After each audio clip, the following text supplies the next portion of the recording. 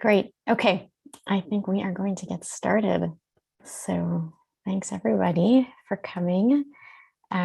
Today we are talking about Parshat Lech Lecha, which is this week's portion that focuses on one of the first big moments in our sort of Jewish collective story as it relates to Abraham or Avraham, who is asked by God to journey forth, Lech Lecha. And the opening verses for that I'll just read aloud. Vayomer Hashem el Avram, God says to Avram, Lech lecha me'artzecha mi'moladetcha mi'beit avicha el ha'aretz asher areka. Go forth from your land, from your birthplace, from your father's house to the land that I will show you. And the question that we're going to take up today, which is the question of the Sfat Emet, pertains to just the last few words there, El Ha'aretz Asher Areka, to the place that I will show you. And he asks on those words, I think a good question in his words, and you can, Adi, you can maybe show the source sheet if you are so inclined. He says, and I'm just reading from, let's see, 3 lines down. No, 1 line down. Lama lo her'ehu miyad. Why didn't God just show him the land from the get-go? Why so coy? Why so follow me wherever I go, and I will show you in the future where your destination is? But what is the point of that? What is God trying to indicate? What is the what's the messaging here? The assumption being that the journey of Abraham is the journey of all of us. It is the paradigm that we ought to follow. And so this broader question is why should the spiritual journey get going in this kind of indeterminate way, right? Lama lo her'ehu miyad. Why doesn't he know the destination? And the response is interesting. The response is v'ha'inyan ki yoter necha la'Hashem yitbarach meharatzon v'hatshukah sheyesh lechol ish Yisrael litkarev elav ulhasig divrei Torato me'achar yediato. I'm going to stop there. So before I even translate that, I just want to qualify one thing, and that is that the question, I think quite subtly, of the Sfat Emet here is actually twofold, and I just wanted to sort of bring that or amplify that a little bit. The twofold question is, why did God not show Abraham, and why not miyad? Why not immediately? Meaning the journey was from the get-go, both right, indeterminate, right? Where's he going? He doesn't know. And it's also delayed. It's necessarily delayed. Now, obviously, those two are related, but I just want to highlight that because here's the response to it. He says that it is, let's see how, I did this translation myself, so I should be able to just do it off the cuff, but I'll read it to you anyway. It says, he says, and it's a couple of lines down in the English because we passed over some of the midrashic references. So a few lines down says, why did God not show Abraham the place immediately? This is the issue. It is more pleasant to the Holy One that the people of Israel have the will and desire to draw near and apprehend God's Torah than it is for them to know the divine. Because it is the human will that enables one to draw near and to apprehend. I'll just stop there for a moment. Okay, right, so we have this claim, right, that is rooted in a kind of a literary insight the insight being, why is it phrased in this particular way? Or why did God construct the journey in this indeterminate way? And the response is because essentially God loves indeterminacy, or said differently, right? God wants human yearning. God wants human longing. And he says God wants that more than God wants human knowledge of God. God wants human, let's say, thirst for God. Right. And he literally just does use this phrase. In the Hebrew, it's me'achar yediato, but that God doesn't actually want, or maybe it's also that God cannot be known by human beings, but the thirst, the quest, the hunger to move in the direction, right? Lech lecha, to walk in the direction of holiness, of godliness, of a connection to spirit, in this case, also a connection to land, right? These are all necessarily aspirational, I suppose. And so as opposed to acquired, they're aspirations as opposed to acquisitions. And that it's a misunderstanding of who and what God or godliness is if we think it's the kind of journey that has a destination, essentially. If we think that God is an entity to be known, right? Something that might actually fully be approached or understood, then we actually misunderstand. We misunderstand the nature of the journey itself. I see the comment in the chat, and I really want to take that up in a moment. So I'm just letting you know that. The text is available. It's on your screen. And Adi has also shared the link with you so you can have it. I hope that answers that question. Okay, so here we have this pretty big opening statement, not only, of course, about Avraham's journey, but about the nature of God and the nature of spiritual quest. And the nature of spiritual quest is that it ought to be, again, indeterminate, right? Not with no specific destination. And I'm going to come back now to the delayed satisfaction, the miyad, or the lack of miyadness, also seems to be really a core part of the walk that Abraham is to, begin, and the walk that we are to do as well, is that we have to, from the get-go, recognize that it lacks specific, knowable destination, and it certainly will not yield immediate gratification.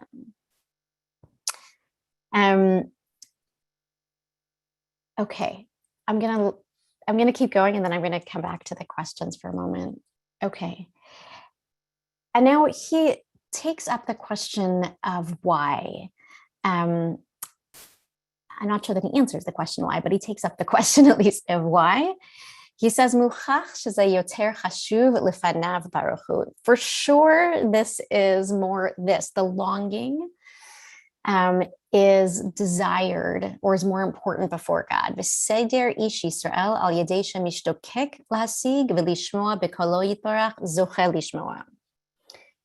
And he says that it is the way of the human being that the more you want to want, I'll say it differently, the more you want, the more you actually pursue, the more you actually come to understand or hear, he says. Zochel lishmoa.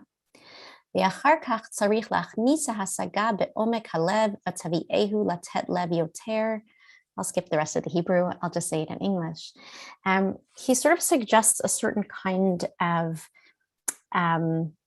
method, pedagogy almost, which is for the person who has desire, right? The more they get to know, and here I see somebody's quoting something similar, right? The closer you feel, the more work you must do to keep the right amount of distance, right? I think I wrote that, right? The more work you do, but I'll say it first in a different way. The more work you do, the more work, he says, you'll want to do. And so this keeps the the journey alive, right? It keeps the relationship kind of percolating with some degree of passion, I imagine. And he says that one should actually use whatever closeness you do feel, or whatever knowledge or whatever experience one has with holiness, should just be further fodder for more desire, for wanting more and more and more. And I'm gonna pause there for a moment and address what I think is a really good response or critique, maybe, of this as, again, a paradigm for the spiritual quest. The paradigm of the spiritual quest is to live in a place of, and here I'm quoting Julie Cole, right? She says, this seems like a setup for dissatisfaction. And I think the answer, or not the answer, but I just want to honor yes, yes, yes, yes, right? So what is the psychological impact of constructing a spiritual life based on, to use your words, dissatisfaction? I think that there is something that we really need to pause and think about there. He, however, the Sfas Emes is not altogether concerned about that.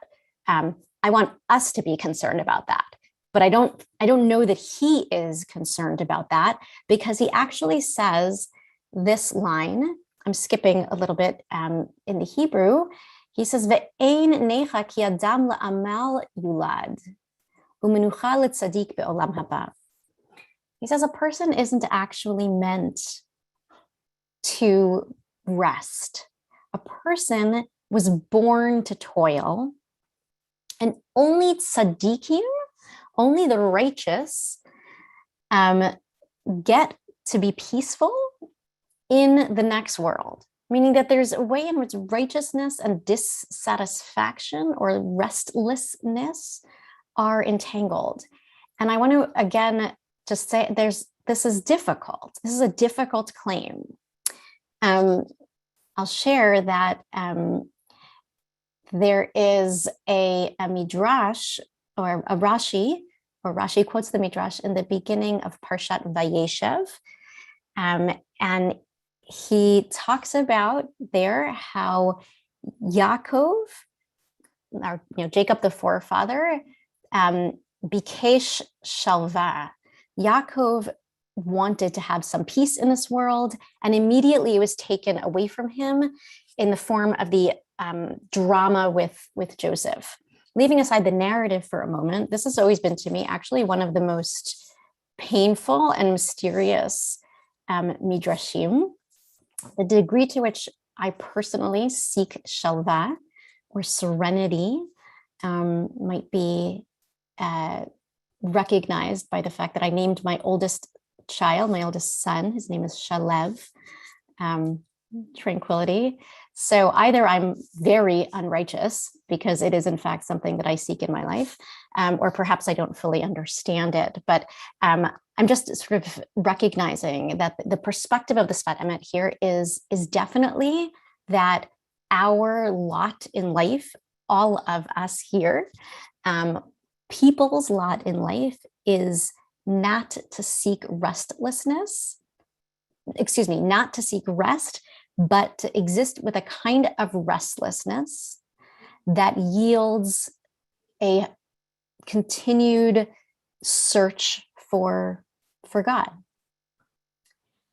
And I'd like to imagine that that kind of spiritual restlessness need not be synonymous with dissatisfaction, depression, anxiety. I'd like to imagine that there is some kind of gap between the notion of staying spiritually open, with a growth mindset kind of perspective, that there's a way to do that without falling into the anxieties born of never quite getting what you want. I do think he's trying to kind of walk that line, to tell us something again about spiritual openness and growth, right? And ultimately, remember that this teaching is rooted in lech lecha, lech lecha. Keep going, keep walking, right? And he says it is importantly the first charge of the spiritual life is that sense that one needs to keep going, that we never arrive right at the top of the mountain, so to speak, but we must keep going. Not because of the hopelessness of the kind of image of a Sisyphean, right, pushing something up the mountain just to have it come back down, not because it's hopeless, but actually because there is no peak to that mountain, right? Actually, because the nature of spirituality is to never acquire, have, possess, arrive, right? All of those are actually counter, he says, or he indicates, to a spiritual life. And he actually says, right, rak yigi'a mi madriga le madriga, right? It is actually just the thirst to go from one place to another. The Spasamas in this little paragraph indicates this, but in others he says explicitly that a human being is defined as a mahalech, is an entity who walks. And he says that that's in contrast to his concept, at least, of whatever angels are, that angels stay in place. Angels are whatever we, I don't want totally to go into that too much, but just that the contrast for him is that to be human is to be a walker, is to be someone who can be in motion. And I want to point out that he kind of makes this, I don't know if you can call it an argument exactly, but he puts all of this in the context of a midrash. A midrash, which is referenced right at the very beginning of this section. And he comes back to it at the end, and I want to take a moment to go there. So if we could scroll down a little bit, the midrash that he references is from Breshit Rabbah. And it is, by implication or by suggestion, it is trying to take up a question that really concerns the rabbis, which is how to make sense of the kind of election of Avraham. How did he come to be called? What made him worthy? And in last week's portion in Noach, Noach, we're told, was a righteous man, but we actually don't know that Avraham, at this point at least, is so righteous. I'm not suggesting that he's not. It's just we have no biographical information about him that tells us, I'll say differently, we don't have any character information about him. We have a little bit of biographical information about him before this moment of Lech Lecha, but we know very little about his character or who he is in the world. And so there's all kinds of, midrashic commentary that has emerged through the generations to try to name, not only midrashic, but philosophic as well, to try to name what made Avraham worthy. And many commentators kind of show their hand in terms of their own scale of values by telling us that Avraham was the best at X because X is the most valued kind of discourse. So for Rambam, the Maimonides, for example, Abraham was just like the best philosopher of his time. And he gives a whole account of how Avraham philosophized himself into belief in God. And that's what made him, he chose God essentially before God chose him. But here we have a midrashic indirect engagement with that. And it's the following image. Why Avraham? Or said differently, how did Avraham come to discover God or be in relationship with God? Adi, if we can scroll down, please, to Breshit Rabbah Lamed Tet. It's on the source sheet. And while you're doing that, I'm going to I'll read. The truth is, I don't have my translation in front of me, so I need to see it there. Or I can just translate as we go. Okay, so God said to Avraham, go forth from your land. I think I do need to do this a little bit in Hebrew because if we skip down one sentence in the Hebrew, it says, Amar Rabbi Yitzchak, mashal le'achad shaya over mimakom le'makom. This is like a mashal. A mashal is a parable, right? A story that we're going to tell that has a nimshal or an explanation that comes along with it, right? So the mashal is the story, and the nimshal is kind of the meaning of the story, one might say. And so it's like a person, Rabbi Yitzchak says, who goes from place to place, and on his way, ra'a bira doleket, he sees and this is where translation is hard. He sees a castle. Let's see how I translate it. A castle aglow. Now, the reason why that's complicated is because we don't know what is the source of the glow and what is the implication of the glow. Meaning, some people read this as a castle on fire, burning down. And some people read it as a castle with the lights on, which is not a destructive image at all. And I'm sure there are many other reads in between.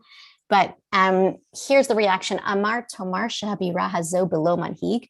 Could you really say that this castle is without a leader, without an owner, ownerless?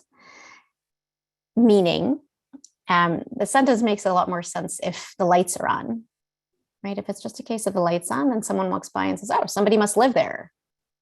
And the reaction is, Heitzitz alav bal habira, the castle owner then peered out the window or something like that. Amarlo anihu bal habira. And that person says, I'm the owner.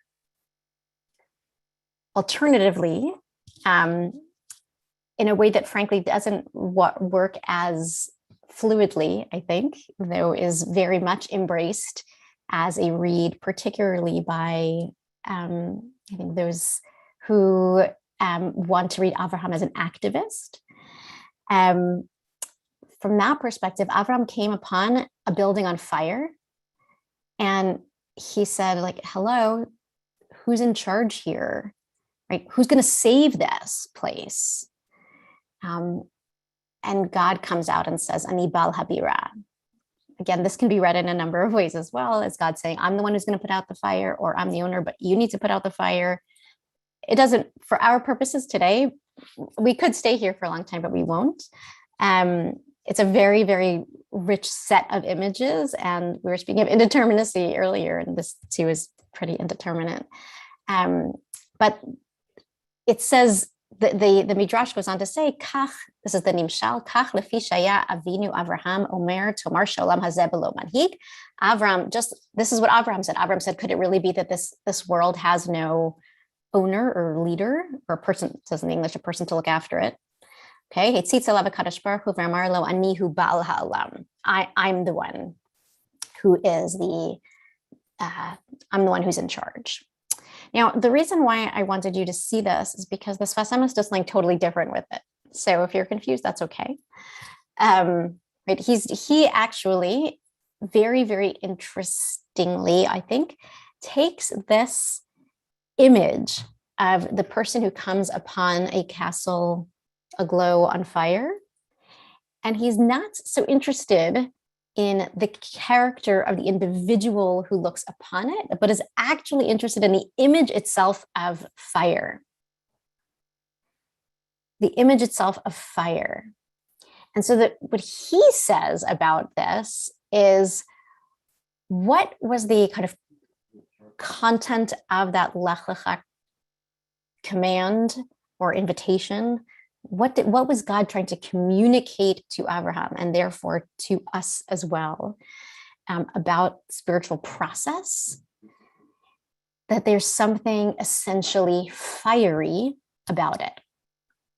And what he specifically focuses on is the way in which fire is alwaás dynamic.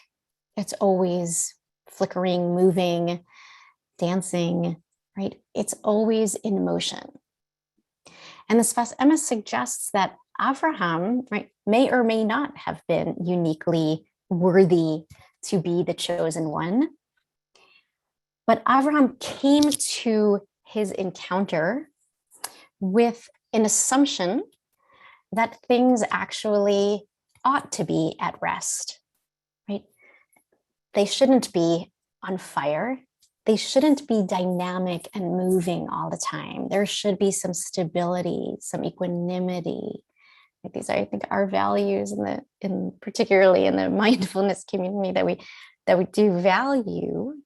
And yet here, the Sfas Emes suggests that the content almost of the revelation, the content of God's words to Abraham was not only Lech Lecha, you move, but a recognition that the nature of, let's say, the world itself, right, is on fire, not in the sense of destruction per se, but in the sense of, again, kind of dynamism, instability, right,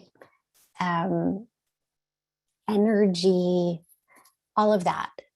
And so when the Sfas Emes looks at this midrash and he looks at it against the backdrop of an invitation to keep walking of Lech Lecha, right, he sees that God's initial encounter with Avraham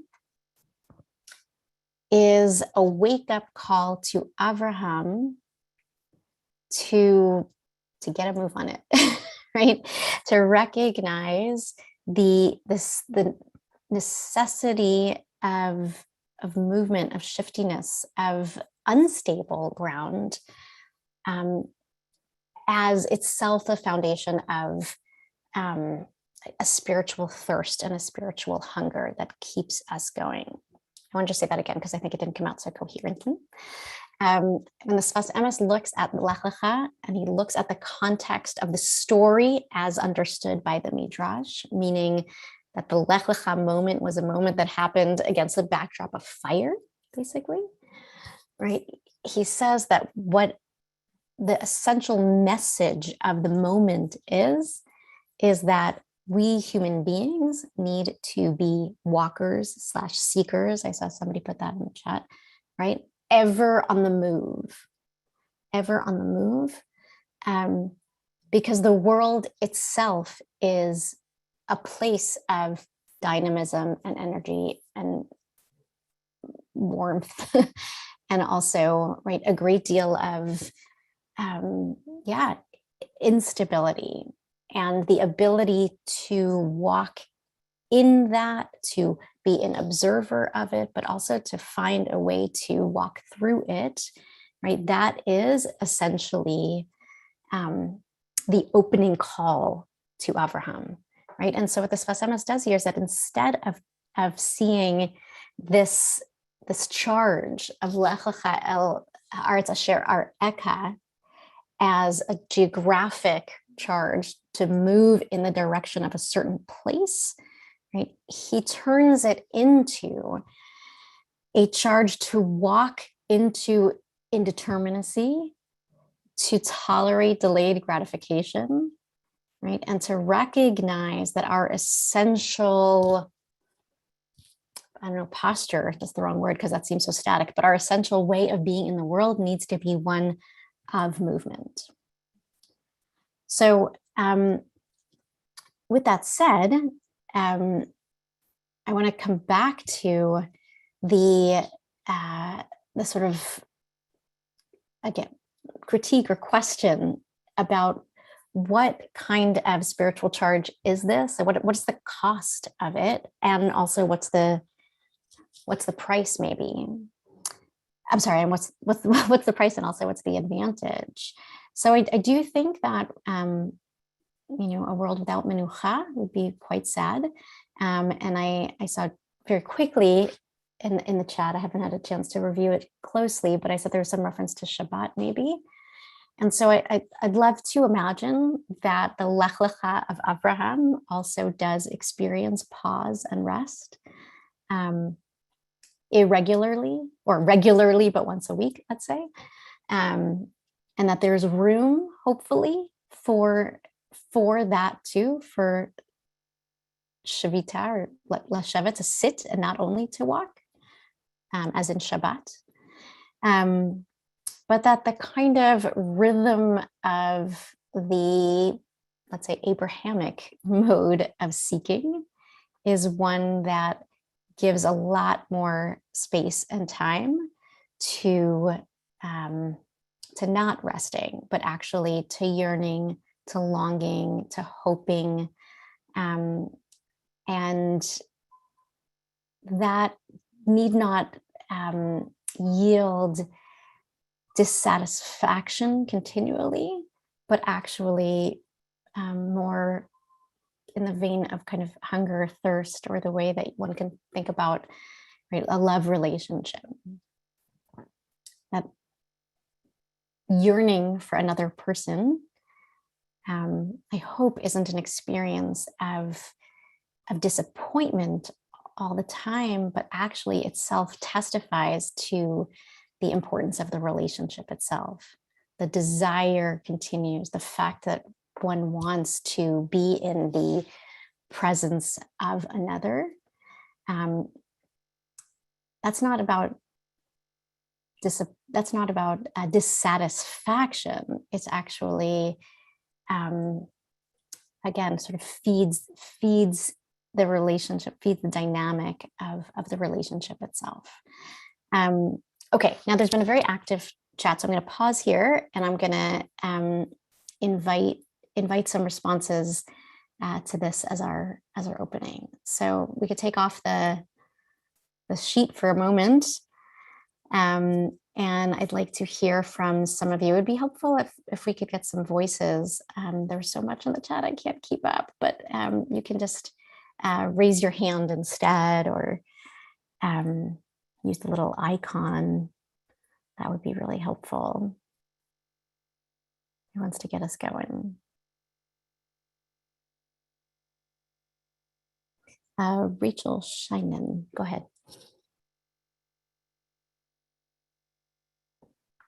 Do I need to unmute? There we go. Yeah.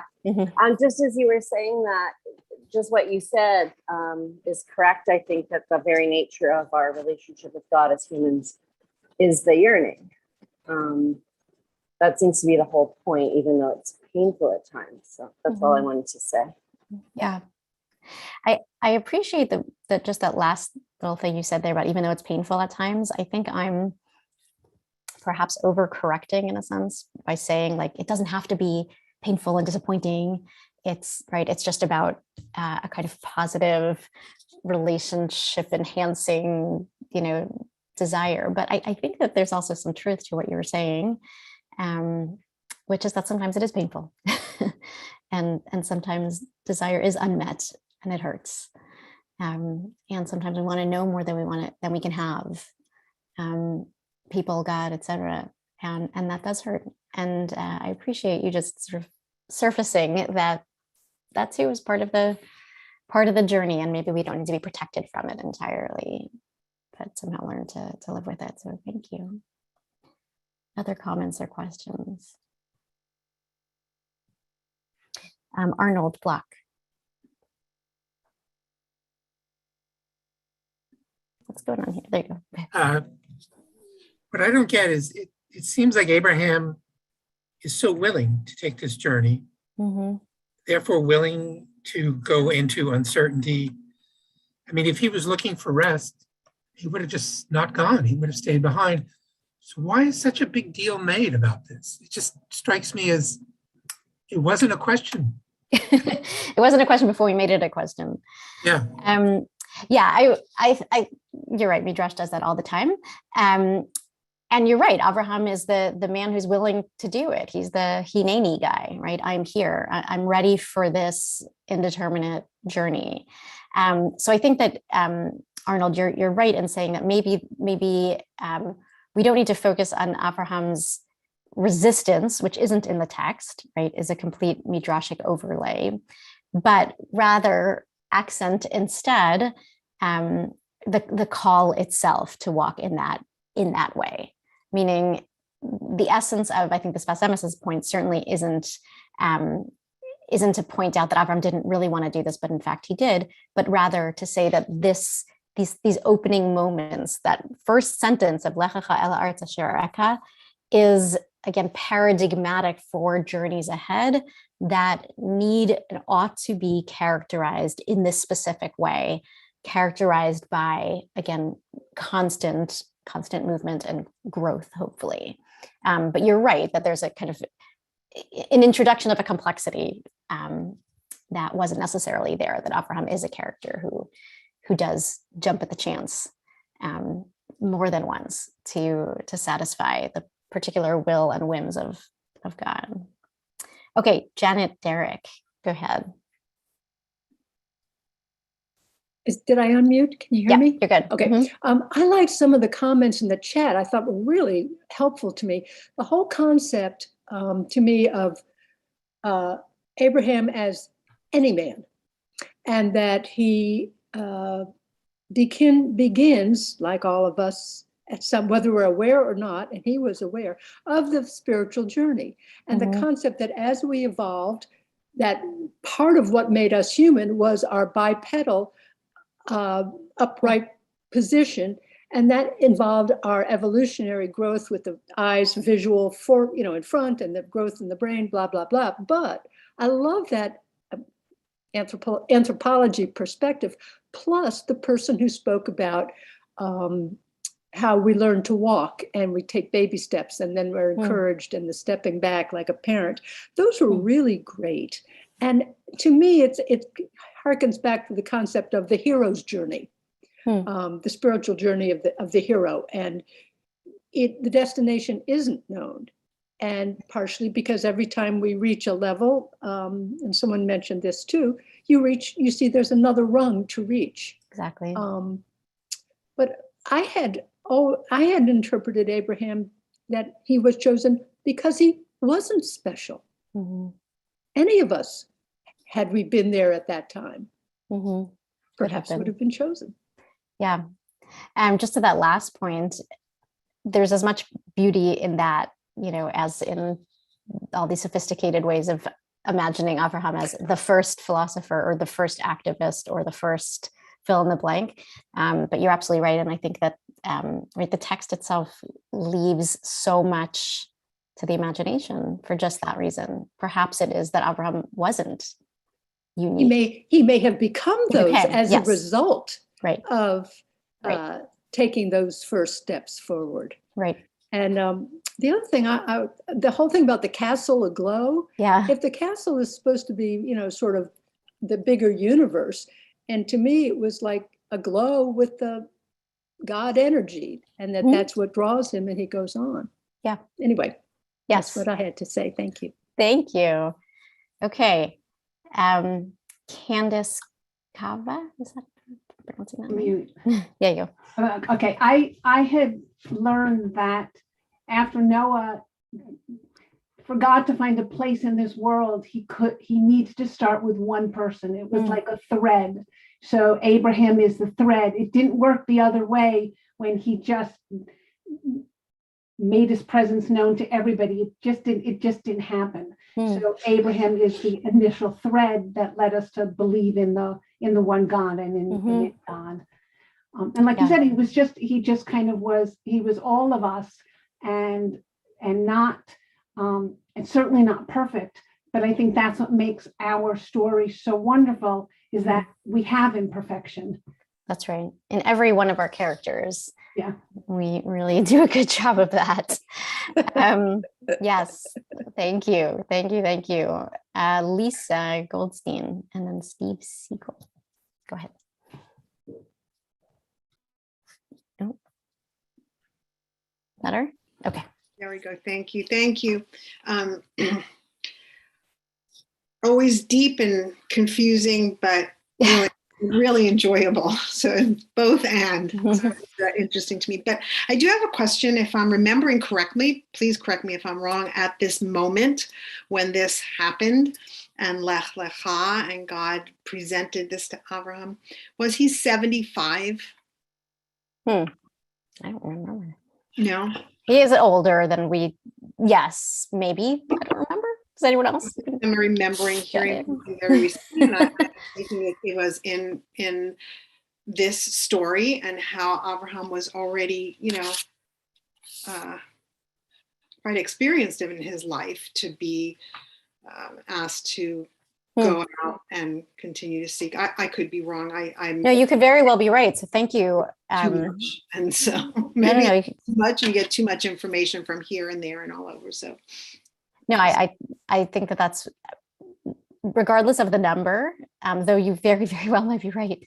It is worth noting and imagining that this story is not only a story of new beginnings of one individual's life, but actually, specifically new beginnings in a life with a lot of experience, as you said. And to imagine that the whole big story of Abraham doesn't get started until he's in his 70s, let's say, that is that shifts, I think, and I hope in a good way, it shifts the perspective about when and where our journeys begin, and so later on, who knows, El Arta Shara Eka, there's so much that's still unknown, indeterminate, delayed. So thank you. Okay, Steve.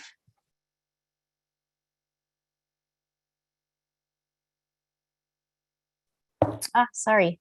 I think I have to unmute you. Yeah, there you go. I didn't realize that there was going to be a different place to unmute than the usual. Okay. Sorry, me too.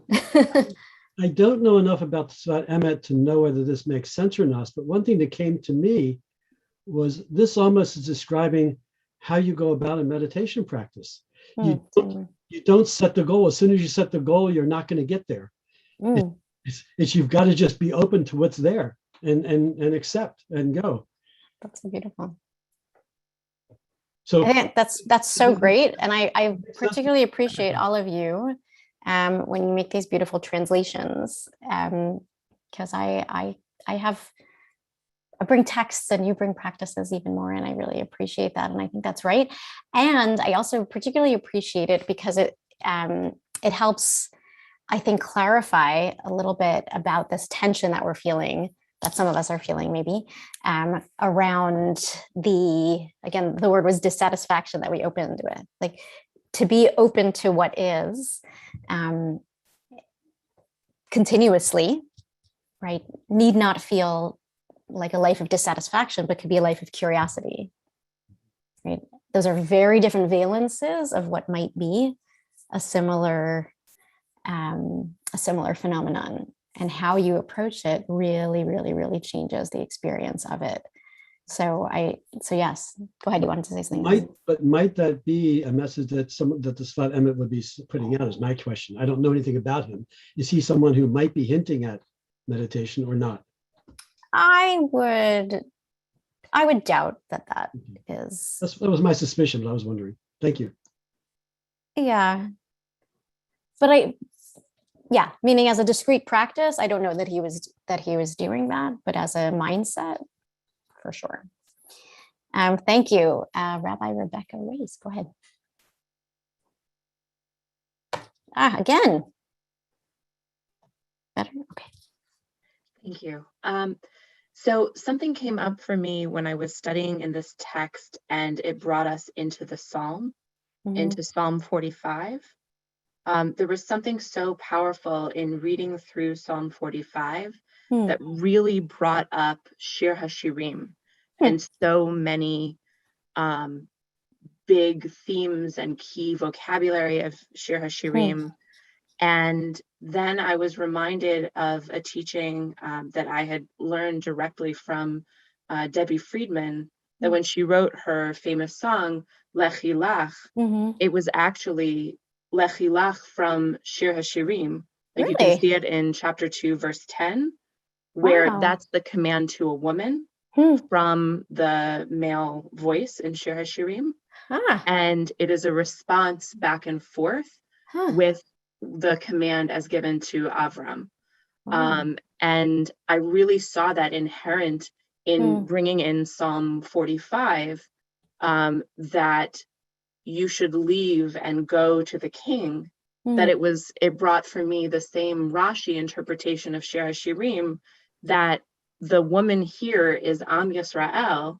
And so I was reading that he was telling us that we are the daughter and the king is God, because the king is always God. And we should leave and go to God. And it was all about this yearning, seeking. It was just this really beautiful network of history and text talking to each other.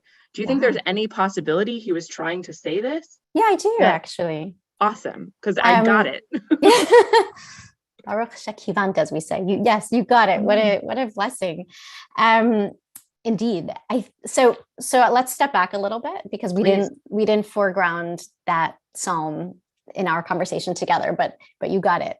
So let's just notice that the psalm that Rebecca referenced is Psalm 45, and it itself is referenced in the Midrash that is referenced by the Sfat Emet. So that's a lot of steps, sorry.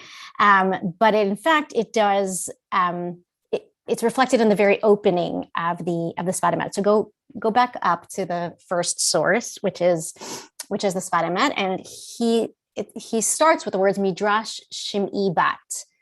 Right, it says here 49:11, but it is 45:11. Oh, sorry, Memhe. That's my error. I apologize.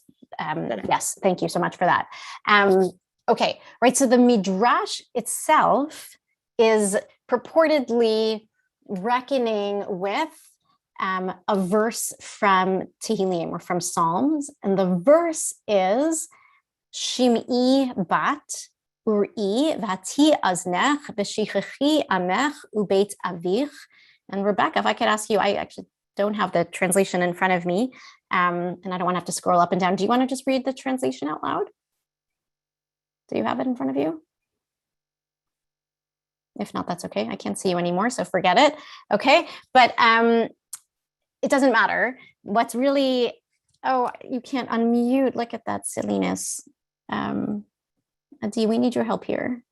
Can you unmute her? Because I can't find her in Yeah, I just gave her permission. Okay, thank you. Okay, Rebecca, go ahead. Okay, thank you. So there in verse 11, you could translate, take heed, daughter, and note, incline your ear, forget your people and your father's house.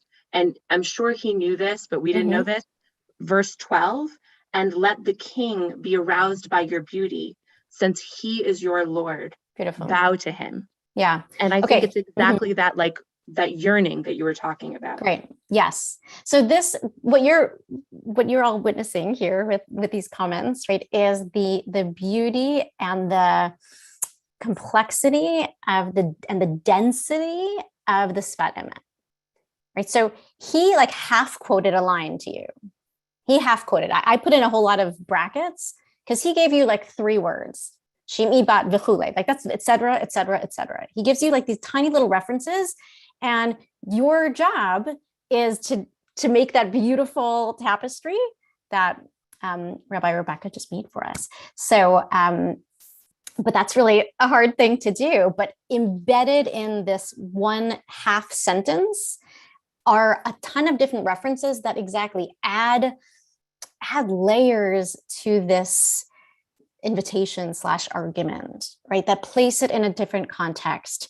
So what he's opening, right, with these words that are interesting to him, or let's say this, he foregrounds a very literary question and literal question about why the verse says to listen before you take heed, hitiyos nech, or like attune your ear. Shouldn't it be the other way around? And he ends up using that to talk about the ways that the kind of the process of longing requires that any little bit of progress that we make needs to be, again, kind of internalized to make further progress, to grow more. But what Rebecca's pointing out is that the context of that statement itself, right, also speaks of the nature of a relationship, where you were saying between the king and the people, between, you know, God and the Jewish people, right, between lovers, that it always should be about pursuit and never about acquisition.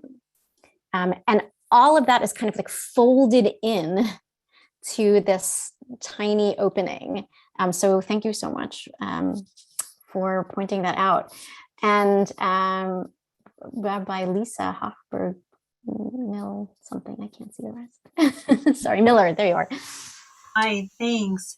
I love this, and I have a question on one piece from the Sfat Emet. When it says that this was a novelty for Abraham because he assumed that all things should be in their places, at rest and at root. Where does the Sfat Emet come up with this notion that Abraham, that this was a whole mind change for Abraham, that the world could be on fire, that there was a house on fire, that God's good question. I don't know if this will feel like very unsatisfying as a response, but I want you all to take pleasure in the audacity of our rabbi here. Like, where does he get it from? I don't know.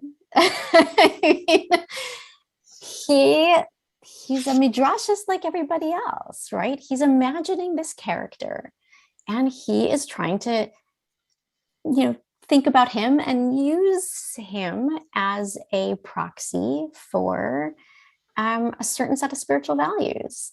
So Avraham becomes the guy who misunderstood or came into a relationship thinking one thing about the world, right? That it ought to be at rest and stable and nice and placid.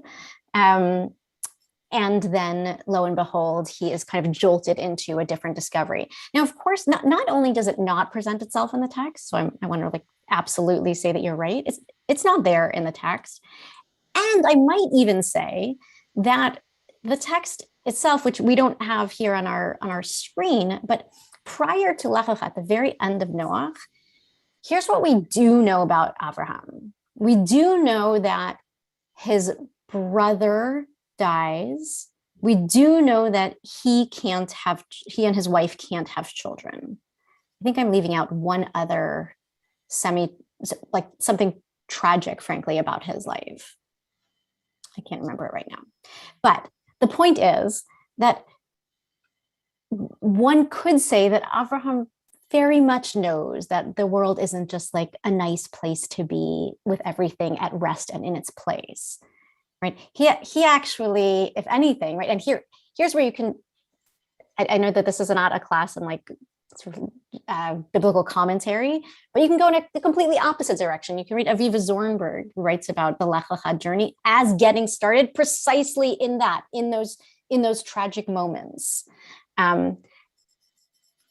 I'll leave that for now. But the point is that you can take these tiny data points and build a case in 1,000 different directions. And we started our study together. I hope you were there. I don't know. With talking about this crazy idea that human beings construct Torah. And if you remember that, all the way back from Breshit, where he talked about just that the avot, I hope I'm not misquoting, but it's something like Na'aseh mima'asehem Torah, that out of their lives comes Torah, and out of our lives comes Torah. And so, you know, that lands for different people in different ways. Does it make it more or less authentic? I don't know. But it is clear that the Sfas Emes himself is engaging in his own kind of spiritual process through Avraham.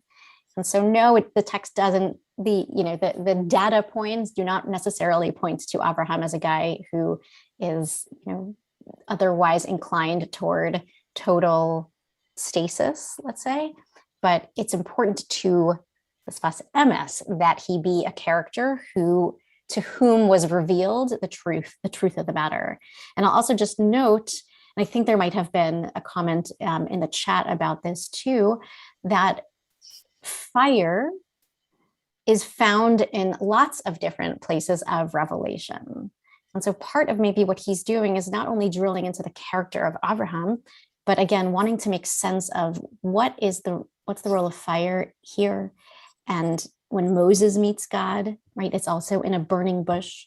When the collective Jewish people meet God, there's also lots of fiery things, right? And so I think that, another kind of layer behind this is what is the relationship between fire and revelation, and what about that kind of could get going either the spiritual journey, or what about that reflects the nature of some kind of spiritual understanding. I'm going to stop there. Sorry, because we're running out of time. Okay, Anne Rickover, go ahead. And I'm going to unmute you. Sorry. I thought I did it. Adi, we need you. I can't do it anymore, it seems. There we go. How about now? Perfect. There's a story, I'm going to paraphrase it, that Shefa Gold tells about a caravan in the desert. And there's nomads, and it's silent, and it's awesome. And then from the back of a camel, you hear a little voice that says, "Are we there yet?" And they turn around and they hush him. And this happens several times. And finally, the leader turns around and says, "For God's sakes, we're nomads." And I feel like the text of this Sfat Emet is pointing this the tension between, are we there yet? Are we there yet? We always want to know, are we there yet? But we're always going to be nomads, and we're always going to be looking. Beautiful, beautiful, beautiful. I love that story. That's fantastic, right? And I do think it is importantly telling that, right, our forefathers were largely that, nomads, and that the Torah itself, the 5 books end before there's a sense of destination, right? Moses never gets to the promised land. Right. And then so our foundational story is precisely about travels in the wilderness. And maybe there's something really important about that in terms of the way that we continue to understand ourselves as seekers in the world, and as wanderers and walkers.